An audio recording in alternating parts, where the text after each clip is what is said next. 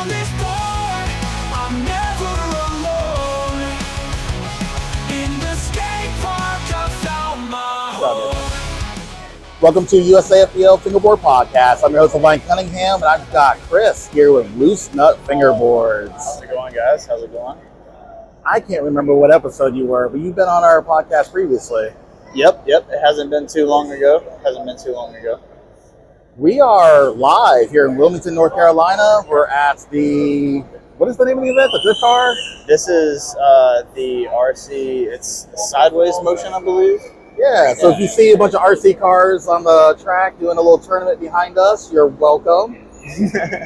Lots of cool stuff going down here. We got the unveiling of the USAFBL line competitive part. We've got the fingerboarding event and the RC car tournament going on all at the same time. Hell of a weekend. Super excited to be here. You had a journey as well. Yep. Not too nearly far. as bad, but nowhere near as far as a travel as you have. Luckily I'm only an hour away from such a cool spot like this to have like both RC stuff going on and the fingerboard stuff. It brings two kind of crowds together. Yeah. Kind of unites the two social spaces to give everybody a chance to kind of hang out together. Good crossover. well, I wanted to get on the pod because we had a short conversation about the struggles and the dynamics of running a team. Yes. And so I know you've been in the fingerboarding game for a long time. You make decks. You got a pretty established brand. You're also putting some crazy ads in the PLIES magazine. Thank you for that. Absolutely. But running a team, man, like, especially in today's day and era, the dynamic has changed a lot. Yeah, that's true. Which everyone's individuality, like we were talking about earlier, is more highlighted over the brand itself, which is great because everybody has their own podium to kind of stand on and their light to kind of to shine in by themselves, which not necessarily by themselves. It's always with a good backing with teams, but it is more so geared towards the individual. Well, the shift that I've noticed is that 10 years ago, the brands basically controlled the narrative. So like everybody was looking to be on a team, looking for a company that would sponsor them. And now it's kind of gotten to a point where the riders now are the ones that are controlling the narratives. Like the teams are basically kind of being like just strong arms, basically, kind of by the riders a little bit. I feel like if you're a brand, like you're basically dealing with social media, their personas, everything that comes along with basically being famous, I guess, as a rider. And teams are kind of struggling to adapt. It is great to see people come to stardom, essentially stardom. With fingerboarding, I will say it may not be so much as an issue to deal with each person's personality. I guess it's not hard to deal with any individuals per se, but when you have sometimes 8 and 10, some teams are huge. You have like double-digit numbers of team riders, and which is great. It's great to have, but I can only imagine, how tough it may be to kind of orchestrate maybe meetings or a meeting in person to come to events, when you have that many people involved. I'm sure you understand more than anyone with the PLIES mag that you have. You have a lot of people to interact with to get the end product. A lot of moving pieces. Yeah, absolutely. So what we're kind of seeing right now is that the narratives have basically kind of switched. Social media, riders now have their own followings that are completely separate from their sponsors. And so we're basically seeing situations where a rider almost kind of doesn't really need to be sponsored anymore, outside of just kind of getting like the free gear and things of that nature. Sponsorships almost don't really benefit the riders as much as they used to back in the day. Yep. Sometimes it can benefit the brand more so than the rider itself. That's where I feel like some of the intentions of people come into play. Like the vast majority of this community that we're surrounded by are great people. And we're lucky to be able to even say that. With most people's intentions being as good as they are, it's tough to say like that anyone even means anything ill-hearted when it comes to managing the team. It's just everybody has a life. Well, I'm seeing a few teams popping up. I'm in the Facebook groups and things like that. Yeah. We're seeing new companies popping up and they're looking for team writers. And like, I don't want to like put anybody under the bus specifically, but I mean like, there's companies that are popping up, they're producing products, and they're basically looking for them to kind of piggyback off of these writers' followings, their clout of that nature, to pretty much kind of put their brand on blast. And so I'm seeing this more and more and more, and I'm like, dude, we kind of got to talk about this. Like, usually a brand has to be established, they got to be in a good spot where they can actually take care of their team writers and adopt them into an ecosystem that the brand, like, has already like developed, not necessarily the other way around. Now we're seeing brands coming up, they're getting team writers, they're building their ecosystem around that team writer, and they're kind of piggy-tailing off of them. And I feel like it's in a weird spot, because like I get why a brand would do that, but at the same time, I'm like, is the writer really being properly compensated for bringing a brand up? And it's kind of like, instead of sponsoring a writer, it's almost like sponsoring a brand. That does make sense. That's an interesting take, though, kind of flipping the aspect on the writer to the brand relation. I mean, I think you're absolutely right, though. Some people's following are so vast that it's impossible to say that they don't bring a massive following to a brand whenever you do that. I'm lucky to have found the team that I've built over the past couple of years. I've been very lucky to have people, more than half of my team has been with me since the beginning. I don't know how many people can say that. I'm really, really fortunate to have the people that I have, because they did start with me, like you're saying. Yeah. From the get-go, they were more. They had. I don't know what metric you would use. They had far more followers than I did at the time of my conception and coming into fingerboarding. The people that I found, I send boards out to, tell me your opinions, and they've been with me ever since. And I mean, I'm not sitting here saying like you guys need to be picking team writers that have crazy followings. I'm not saying that you should pick people that are your friends. I mean, like, each team has its own ethics, its own values, its own purpose, its own goals. And I feel like you guys got to find writers that basically fit within those goals, those ethics, those purpose. Like, whatever your brand means, you need to find writers that match that. And I feel like just straight out, just finding like the most highest followed person to be your brand representative, it could be the move, but you know, if their personalities don't match, their values don't match, sometimes these guys are really, really good, but they may be on social media just talking crazy smack, getting political, making your brand look bad. And that's not something that you really want to be kind of tied down to. And so, like, you know, you got to make sure that, you know, you're picking writers that are in line with what you guys believe in, what the brand believes in, but at the same time, you know, there needs to be some sort of a dynamic there, some kind of formula that you're looking for. And I'm seeing more and more like pop-up brands coming out looking for team writers, and they're just like, if you're looking for team writers, then you're not ready for a team writer. Like, you know who your people are. You know who supports you. You know who's been there since day one. You know who's been at your events, who's sharing all your posts, who loves your products, who's all about what you guys are about. And so, like, when I see those posts, they kind of cringes me a little bit. Like, I get why the post exists, but at the same time, I'm like, deep down, I'm like, you guys aren't ready. Like, you're not ready for a team. Yeah. I couldn't have said it better myself. I really appreciate what you said as far as the dynamic when it comes to when politics or when religion comes up.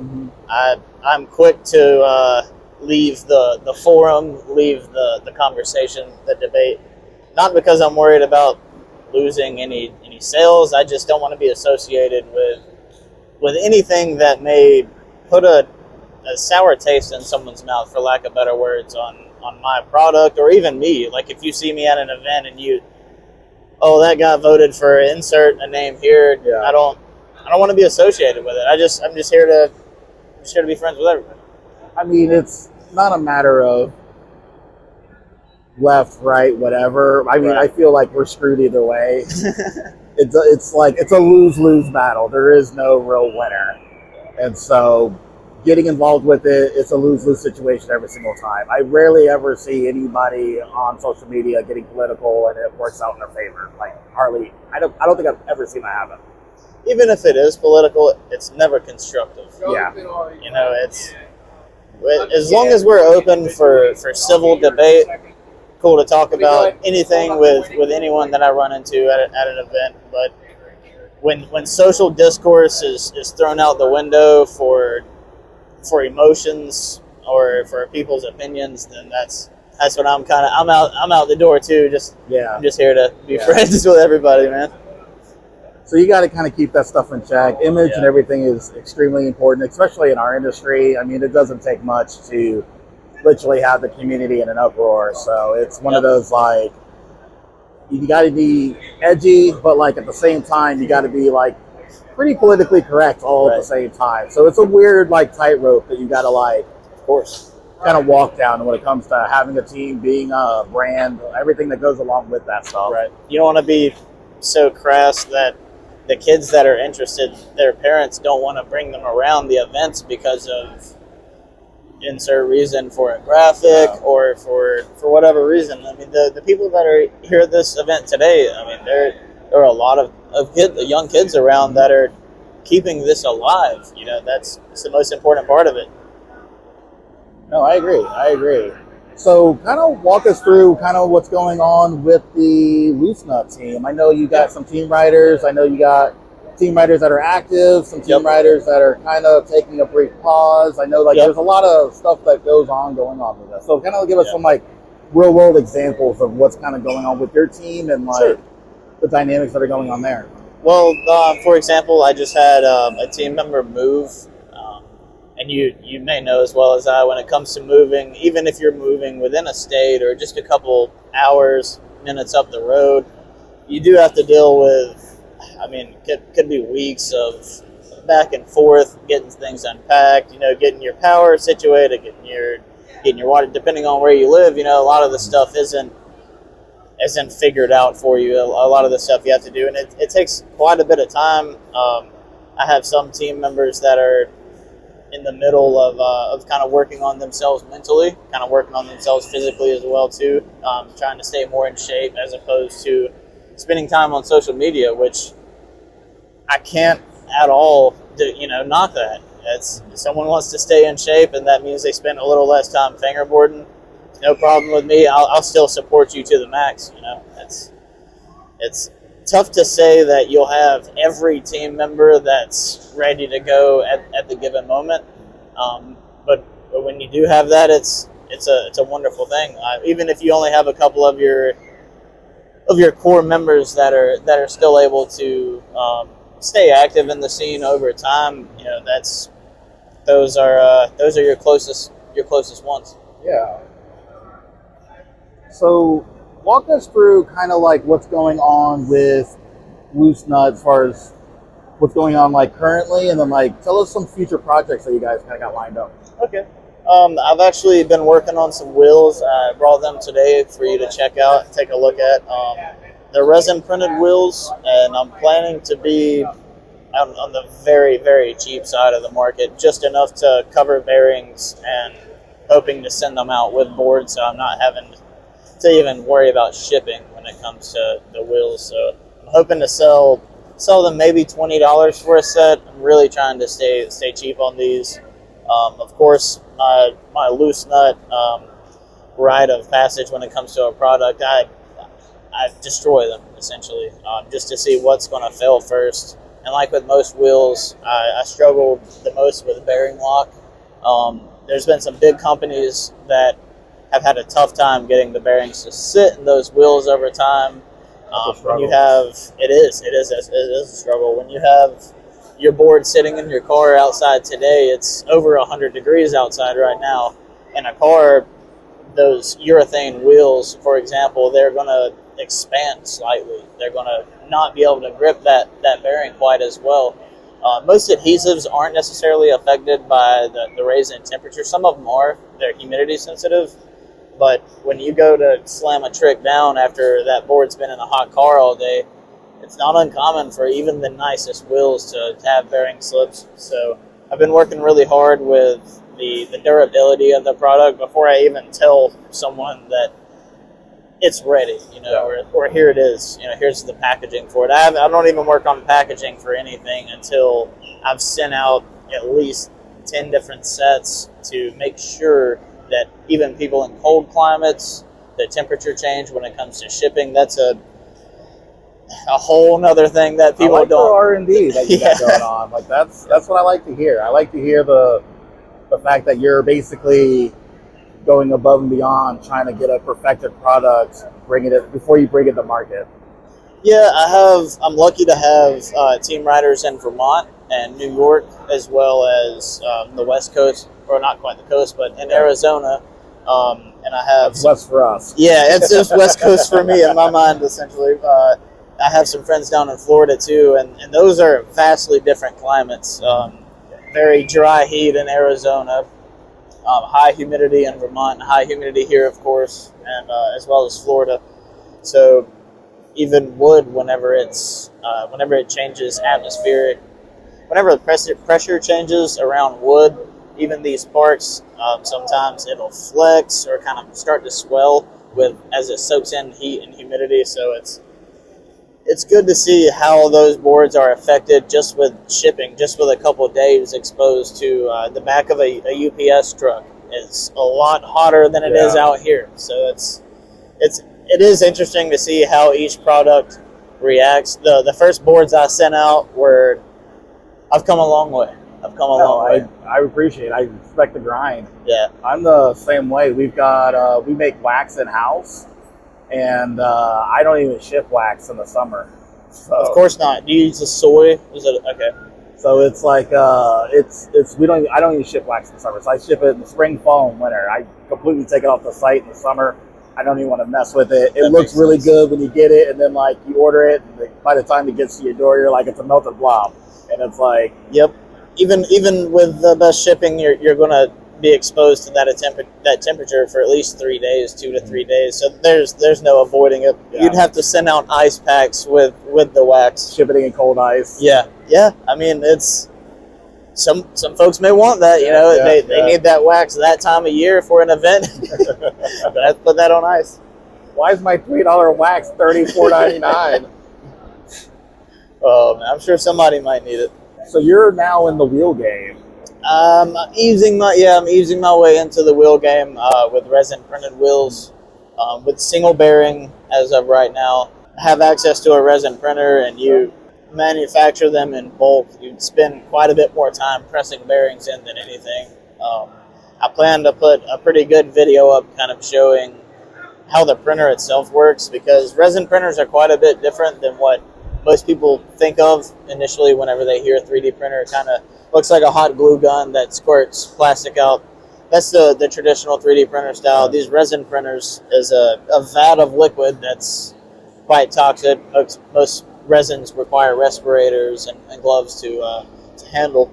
The process. Yeah. I don't think people understand. It is. A lot of equipment. There's a lot of things that go into it. Once it's printed, you then wash the product in like an alcohol or an isopropyl alcohol. It removes the residual resin from it. After that, you hit to the UV light bath. Essentially, that sits on a carousel and gets blasted by UV. I cure them halfway, press the bearings in with glue, and then blast them with another couple minutes of the UV just to kind of squeeze that bearing in. And that's been the best bearing lock that I've been able to find. Of course, still with glue, so I haven't been able to get away from the adhesive. It's very, very interesting to see how in depth the wheel dimensions, for example, wheel shapes. It's minis to street to bowls to. Yep. I mean, it's crazy. Yes. What is one piece of advice, I guess, you would give for anybody that's looking to find team riders in general? Looking for team riders, there are quite a few extremely talented fingerboarders out here right now that that are posting every single day, every other day. Their posts are always a different spot or a different trick. There's always so many people posting quite a bit of variation. When it comes to finding a new person, I have a couple people that I've been keeping an eye on for the past, at least for the past 3 months specifically. There's a couple riders that have come into mind that I've kind of been keeping an eye on. Okay. The thing that sets the people out that catch my eye is realistic tricks. Like, I love to see like the mega ramp stuff. Like when we were, I know we both saw that giant mega ramp at VU, which is a sweet setup. But to me, there's nothing like seeing just a realistic clip, clean pops, clean catches. You know, I'm a sucker for a clean catch. I feel that. I always love to see like realistic tricks on parts kind of like this here that you just had done. Thing's amazing. Man, it's a beautiful part. It's going to be a lot of lucky hands. So yeah, if you're basically looking to start your own team, or if you already have a team that's already established, most of the time the perfect team rider is literally somewhere within your ecosystem. But if you are looking for, you know, some riders with clout, some riders that are winning, some riders that are doing some crazy stuff. I mean, USAFBL has put together a crazy platform with regionals and nationals to find who's like an upcoming fingerboarder, who's good, who's climbing through the ranks, who's winning contests. I mean, to be declared like a West Coast regional champion is an incredible accomplishment. Like, whoever wins that title, it's going to be big. Yeah, it's going to be big. Like, when we go out to Portland and there's a regional West Coast champion for game of skate, for best run street, for best trick. I mean, you're talking about someone that's got their stuff together fingerboard wise. And so these guys are going to be literally with some bullseyes when it comes to sponsorships, in my opinion. So if you want to get sponsored, I would definitely go to a regional event and the national events. Yes. Meet, mingle, find. There's going to be tons of brands, tons of influencers. I mean, there's literally like 24 people that have gotten their starts through a USFBL event, and it is like just jump-started their careers. Like, it's been absolutely crazy. So being at these events is absolutely crucial if you're looking to get sponsored. If you're looking for riders, you're going to see the best riders in the country at these regional events. You're going to find vendors, products, all kinds of cool stuff. So if you guys are looking for team riders, you guys are a team, you're a brand, whatever it is, like, these are the hubs for everything fingerboarding. Well said. This is a great spot to look at future prospects when it comes to a rider or a brand. I'm certainly not the only brand representative or creator that's here today. I've seen a couple people, you know, kind of watching over his shoulder. Yeah, there's some big kids over there, man. There's some crazy talent over there. Yeah. There always is. I'm always surprised whenever I walk by a table and see a kid get up on a step stool to get up to the table and just destroy the part. It's wild. I love to see it. I love it. And the thing that I like is that a lot of these people are unsponsored. Yeah. And so, like, I don't know the stats on this. I really need to look into this. But, like, a lot of the sponsored riders out there, they're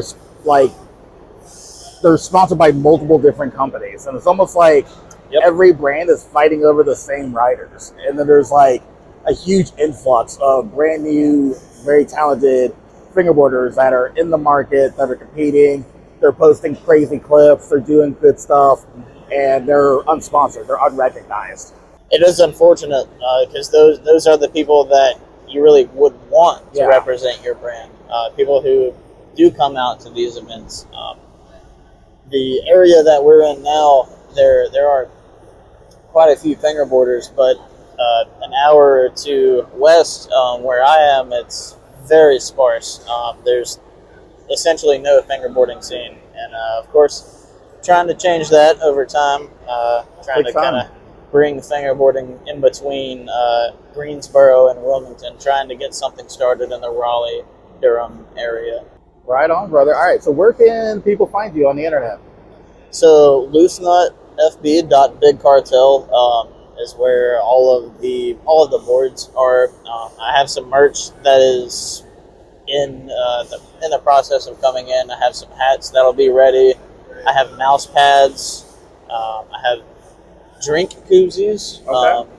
So it'll be a cool little koozie season right now. It is. You want to represent a fingerboarding brand on your drink koozie? This is the spot. Yeah. Yep. I have a couple new graphics that are in the works. 2 of them have been done or complete. One of them will potentially be one of the split 2-part graphics, like my torture graphic that I'll be able to send you a good picture of. I have a couple with me I can show you. Okay. I like the 2-part graphics where you kind of put the 2 boards together. I wish more people did that. Like, I really like the whole, like, I don't know who used to, I got to do some more digging, but there used to be a couple brands that would do like a 4-part series, but it was like you have 4 different decks, but if you put them all together, it makes one big photo. Image. Yeah. There's quite a few companies did those back in the day, and that's where the inspiration came from. I'd have to admit. I wish more people did that instead of like the individual no hate on the individual graphics, but I feel like having that collectible, like, got to catch them all kind of mentality, like grabbing the 4 pieces of that one image that's cool stuff. Yeah, it scratches that collector itch. At the same time. Even if I don't like that end piece, I gotta have it because you need that 4th piece. Yep. That's one of the in the new ad, actually, in the new issue that's coming out this month for the PLIES magazine. That'll be those two torture graphics. Okay. Okay. Yep. Can I leak it? Can I leak it on the cast? Of course. Okay. Of course. Okay. And the background is a subtle hint for what the following drop is going to be. A whole lot of carbon fiber. Nice. Yeah. Yep. Man. I've enjoyed playing with carbon fiber lately. Of course, respirators and some safety precautions when it comes to using carbon fiber, but I've been busy with it, and I have quite a few decks I'm ready for some people to get their hands on. Oh yeah, well, right on, man. Wilmington, North Carolina, live here at the Drift Car event. Right. Unraveling of the new USAFBL competitive park here with Loose Tough Fingerboards. Appreciate you having me. Until next time. Pushing limits, flipping tricks high in the sky. Every sliding climb, I'm chasing that high. Feel the rhythm, let it flow. Fingerboarding, let's steal the show. Fingerboarding, I'm fighting free. With every flick, I'll write my story. On this board, I'm never alone. In the skate park, I found my home.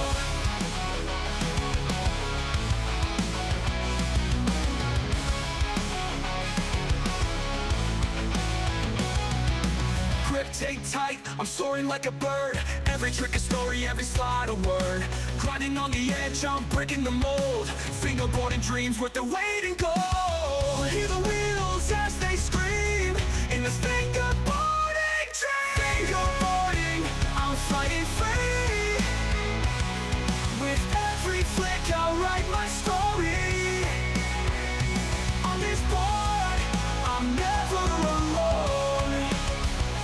In the skate park, I found my home.